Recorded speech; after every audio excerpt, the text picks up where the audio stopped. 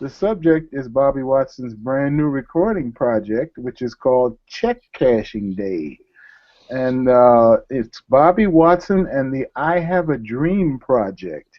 And therein, I suppose, lies the root of the story when you combine the title Check Cashing Day with the I Have a Dream project.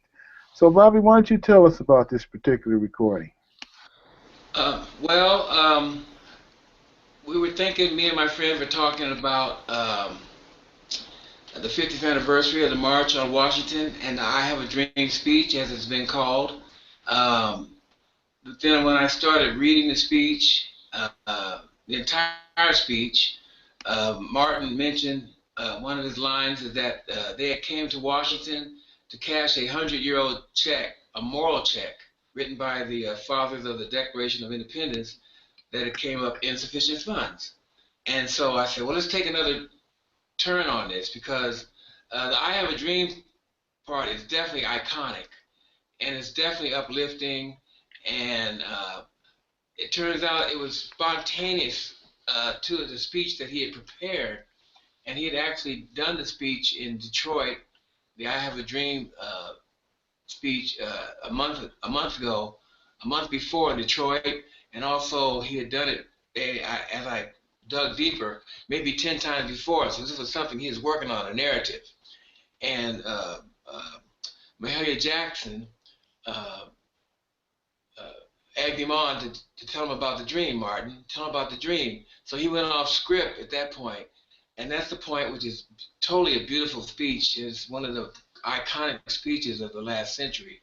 But I just wanted to, I figured that was, it already been done a lot. It had been played out, and not really, I wanted to take another slant on it. I figured that without saying that, I figured for me to do something like that, it already been done. It was kind of corny.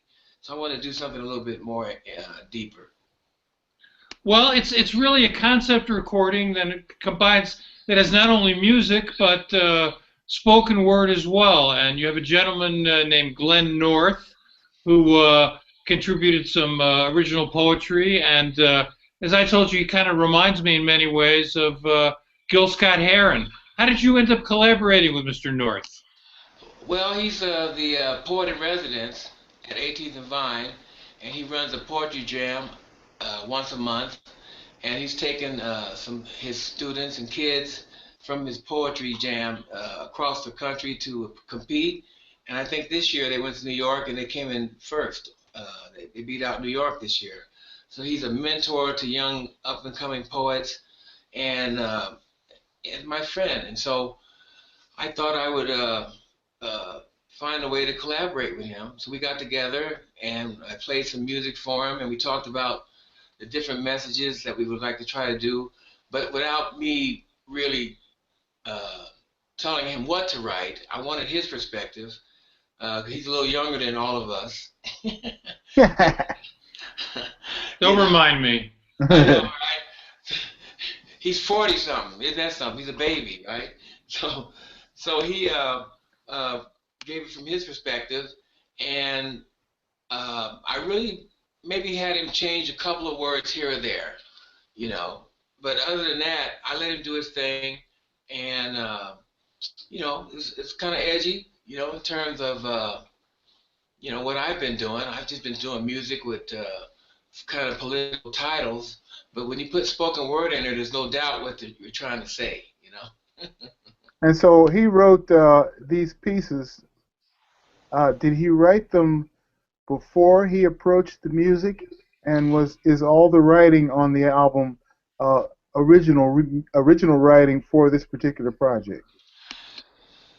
All of the words he wrote, with the exception of Martin Luther King on Jazz, which was from his 1967 Berlin speech, and also he had wrote one that's called, when he talks about 18th and Vine, uh, Hmm.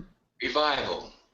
That's something he had written before, and when we were working the music out, he said, "I'd like to do this piece on 18th and Vine," and so Curtis put some music behind him and that. But everything else was written specifically for the album, and after he had gotten the music from me. And so, did he come into the studio and read these pieces as the band was recording the instrumental part? Yes, he did. Uh-huh. We had 2 nights in the Blue Room, so we had 2 nights live performance uh, in the Blue Room in Kansas City to try to work it out. So when we went into the studio, we had already done it. We had a couple rehearsals as well. And the Blue Room is at the American Jazz Museum for our viewers, right? Oh, that's right, correct. 18th and Vine in Kansas City, Missouri. Now, you said that Mr. North, the poet, is the poet in residence at 18th and Vine. Did you mean that he's the poet in residence at the museum itself, or at the Yes, 18th and Vine district? at the museum itself. Okay, that's Bobby, a new one. Bobby, for those of us who haven't been to Kansas City, what is 18th and Vine and what is the museum? Um, the American Jazz Museum is, I think, the only museum in the world that was built from the ground up to celebrate jazz, and it also houses the Negro League Museum. So they're kind of combined, and then the Blue Room is part of the museum, which is a historic spot on 18th and Vine. So when you go into the Blue Room, it's sort of like part of the museum, and it's open during the day so people can tour and walk into a jazz club. And they don't serve food there because of the museum aspect. But Glenn's been he conducts tours of the museum and whatnot as well. And so the Blue Room is actually a performance space, correct? That's correct. Yes, And correct. Yeah, they bring in. how often do you perform there?